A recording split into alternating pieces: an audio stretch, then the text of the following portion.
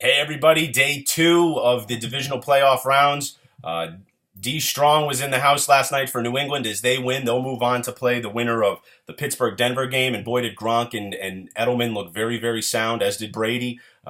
Very productive on offense. I believe it was 17 catches between the two of them, 183 yards, 2 TDs for those two studs. So they certainly look to be getting on the right track at the right time of year for New England there. And then also, what a thriller last night. It looks like I'm going to get the cover, or excuse me, the push with Arizona winning 20-13, and then that savage Aaron Rodgers does it again, deep to Janis for 40 yards, and then deep to Janis on that Hail Mary play to end the game, knock the ball down, young players. Patrick Peterson was a victim of, this is an all-pro player, a victim of not knocking the ball down and trying to make a play on it. It looked like he swatted. You got to punch that thing right out of there. So it looked like I was going to get the cover there. It goes to overtime, and then, of course, Larry Fitzgerald from Carson Palmer for 75 yards. Then on the shovel pass, couldn't be more excited for a guy like Larry Fitz. With all the character issues the NFL has, certainly Larry Fitzgerald is not one of them. Anybody would be happy to have this guy on their team. He's a perennial all-star in terms of year in, year out, both on the field, off the field, does all the right things for the community, does all the right things in the locker room. He certainly will be enshrined in Canton one day, so you couldn't be happier for that guy and the New England Patriots, like I said, running on all cylinders. If you're in New England, a lot of questions were answered last night. The confidence is starting to build. I watched it with some Patriot fans. A lot of their questions were really put to rest. Today, though, you've got the Seattle Seahawks visiting the Carolina Panthers, and you've got the Pittsburgh Steelers visiting the Denver Broncos. Let's start with the Seattle-Carolina game. That's 1 o'clock. I got Seattle getting 3 is the final line I'm looking at, and I also have the over-under at 42. I love the Hawks today, and this is why. Couple of reasons. You got the return of beast mode. Granted, he might not be overly effective as he hasn't run for he's averaged about 85 yards a game this year. Carolina certainly staunch in giving up big plays on the run, but it's the morale. He practiced all week last week, decided not to make the trip to Minnesota, did the same this week, said that he's healthy enough, made the trip, he's going to play today. Certainly a morale boost for the Seattle Seahawks. On the defensive side of the ball, they're going to have Bobby Wagner back, who they didn't have in Week 6. Now, if you remember, Carolina went to Seattle Week 6, got a big win in the fourth quarter there, won 27-23. Cam Newton over the seam to Greg Olsen for the score. That really set Carolina. I think it gave them the confidence and carried them. They won 14 of their first 15 games, so very impressive there. But, Bobby Wagner back, I really, really will imagine that's going to cause some problems for Cam Newton, certainly in the spy situations and the option read situations, despite Jonathan Stewart coming back. Also, on defense, they have Jeremy Lane in. They let their cornerback go. My God, his name escapes me. I had it on the tip of my tongue before I started this broadcast. But Jeremy Lane has been playing corner since it just came to me. Kerry Williams, they released him in Week 10. Since then, Seattle's only given up one TD to offenses. So they've been very, very frugal, certainly getting the job done on the defensive end of the ball.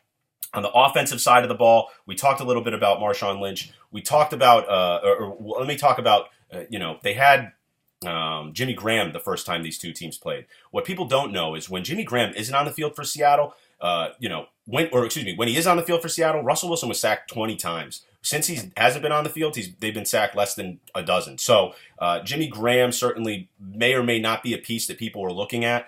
I find that the bigger piece today will be Doug Baldwin. And Doug Baldwin had an unbelievable season, 14 touchdowns, but lining up in the slot, he's the only slot receiver. Now, keep in mind, Edelman was injured, but he was the only slot receiver this year with 1,000 yards, and he led all slot receivers with 12 TDs. The reason I bring this up is because Josh Morgan from Carolina has said that he is going to guard Doug Baldwin. However, Josh Morgan typically lines up 95% of the snaps. It's like 94.6.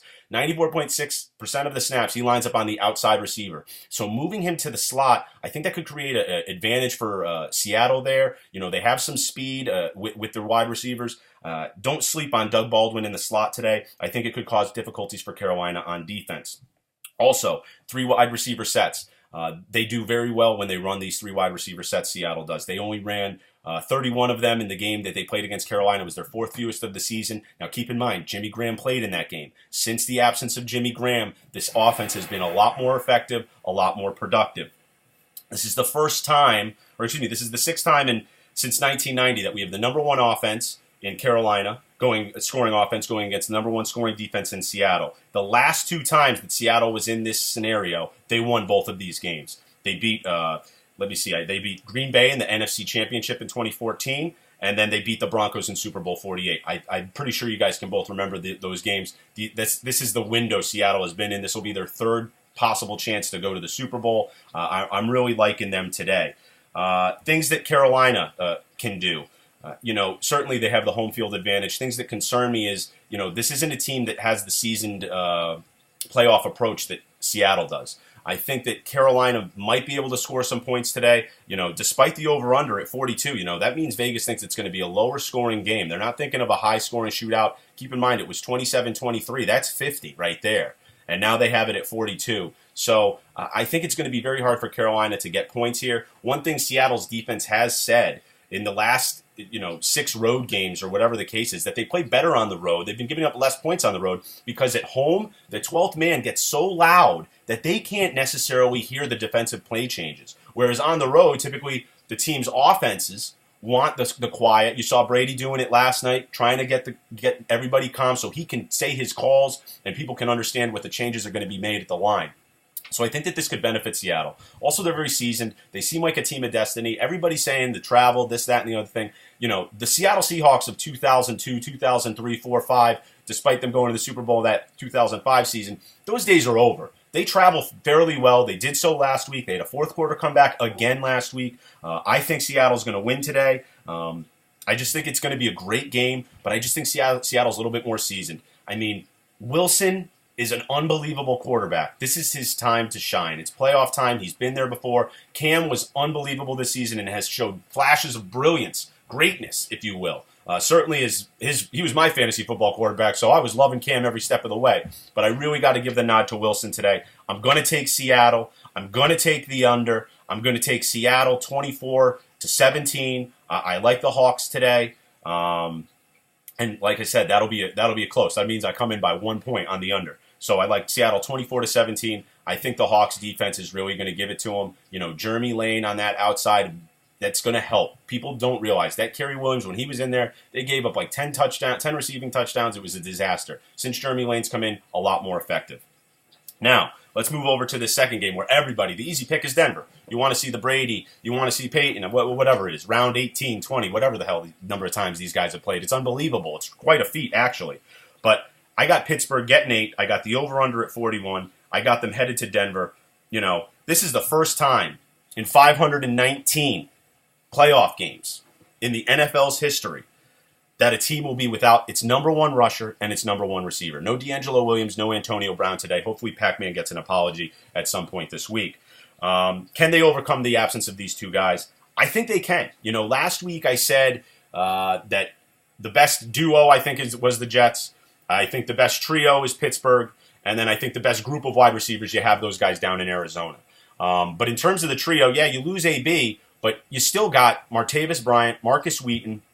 These are two top guys. Both have had over 200 yards in a game before. Martavis Bryant would probably be a number one on many of the other teams in the NFL, and Marcus Wheaton is no slouch himself. So with Big Ben upright, I feel like they're going to be able to move the ball a little bit. Certainly the 8 points, it's glaring to me, and we'll get to that in a second. I know that Pittsburgh has not been very effective with Antonio Brown off the field. They've had 40-plus touchdowns with him on the field, and they've only had 6 with him off the field. And most of these 6 touchdowns were in goal-to-goal situations, so they could be running the ball, whatever the case is. Look for Heath to have a big day. I know they're going to be blitzing the hell out of Roethlisberger. Why wouldn't you? He's injured. The run game, they're questioning, but the Steelers are confident in Toussaint and Todman. They had 120 yards last week. I think that they're going to stick with that today. I'm really excited for that. And then certainly one of the big glaring deficiencies that I see with the Denver Broncos is Peyton Manning. And I know he's one of the greatest all time. I know he's got the stats to prove it. I know he's shattered every record. He's a Super Bowl champion. I get all that. MVP, I know. But let me tell you, when Peyton, in his first playoff game, this is what he looks like. He is 5-9 straight up in 14 playoff games in his first game. Whether he gets a bye, whether he plays in that first week, so he's 5-9. And against the spread, he's 4-10.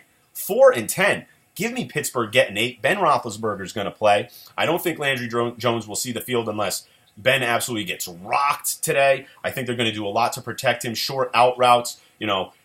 One thing that always puzzles teams is how they're going to respond to a team to something they haven't seen before. And you have not seen the Pittsburgh Steelers without Antonio Brown. You might be thinking that it's going to make life easier on you, but it could very well put you in some situations that you're not ready for. So I like Pittsburgh today. The over-under's 41. I think Denver will win this game. I do. Just because it's going to be very, very hard for Pittsburgh to really keep the offense going. I know the Denver defense is hungry. They're all healthy. Certainly on the offensive side of the ball, you got Emmanuel Sanders, you got Demaryius Thomas, you got Hillman, you got C.J. Anderson, of course Peyton Manning. But I'm going to go with Pittsburgh to cover today. I'm going to take the 8 points. I think Denver will win, but I'm really torn on it. Really torn. I would love to see Pittsburgh win so I could get a chance to go to that AFC Championship game up in Foxborough, but I'm going to go with Denver today. I'm saying 20-19. A real dogfight here. In terms of getting points, I think Pittsburgh's defense is ready for what Denver has to offer. They're certainly going to be more prepared than they were when they came to Pittsburgh and put up a bunch of points real quick, even though Pittsburgh won that game. Also keep in mind that Pittsburgh was one of the only teams to have over 300 yards against the Denver Broncos. And I know Antonio Brown's out. I know D'Angelo Williams is out. But they have other men that are going to step up and step into these key roles. Pittsburgh's not going to roll over for anybody. Give me Denver to win 20-19, but I love Pittsburgh today to cover. It'd be a lock if I was betting in Vegas. So those are the two games. Like I said yesterday, I went 0-2 against the spread, but 2-0 straight up. Today we've got Seattle. We're taking them to win. I'm saying 24-17, and then give me Pittsburgh to cover, Denver to win 20-19. So a very, very close games, as we've seen. That seems to be the theme, especially at this time of the year. Everybody's up for these games. If you can't get up for these games, I don't know if you should be in the NFL. I don't think you need any more motivation than you're still playing, and there's a bunch of teams at home that aren't. So good luck to everybody that's out there. Certainly, if you're watching the game with friends and family, make sure you have some fun today, because next week is only going to be more exciting. But at the end of the day, we're coming to the final steps of the season, and it's always an exciting time, but a sad time for many of us. So enjoy the games today, and certainly we'll check back next week, and hopefully we can redeem ourselves from yesterday. But thanks for watching, and we'll tune in next week. Thanks again, guys.